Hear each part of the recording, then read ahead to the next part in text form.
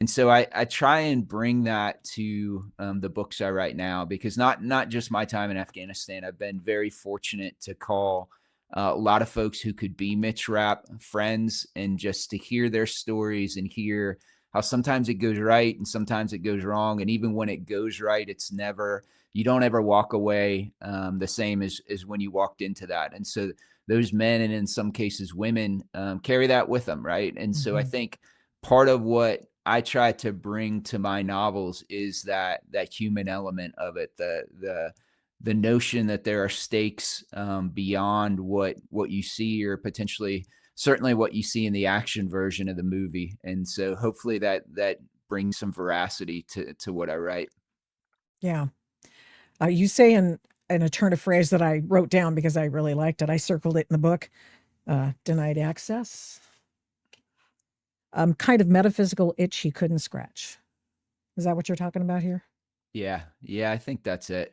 Um, you you have that thing that you want to go back to, or you, for me, for the Red Wings thing, a new podcast will drop, and I'll listen to a guy, and I'm like, no, that wasn't quite right. Mm. And you're like, do I go back and revisit it? Does it matter? Does it not matter? There's a journalist that is reached out to me several times over the last 20 years, and did again this time. And he said, hey, I'm really going to write the article now. It's 20 years in, and I don't believe he still had, but he's like, who else can you put me in contact with? And again, and so then you start thinking about it again, and wanting to know, because even when you're a part of something that you see just your little view of it, right? Like your tiny Right. little slice of it.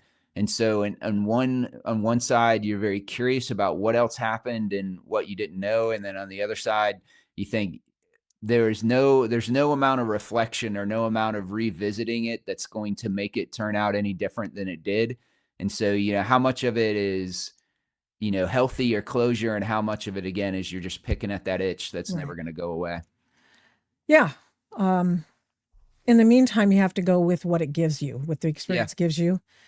We lost our daughter when she was I'm two sorry. to chicken pox. And, I mean, I can't go back and get her. I wish I Yeah. could, but it made me a much more empathetic person. I Yeah. was able to, thank God, literally thank God, I was able to use that experience to reach out to more people, to use it for the good. Yeah. And that's all we can do with it, right?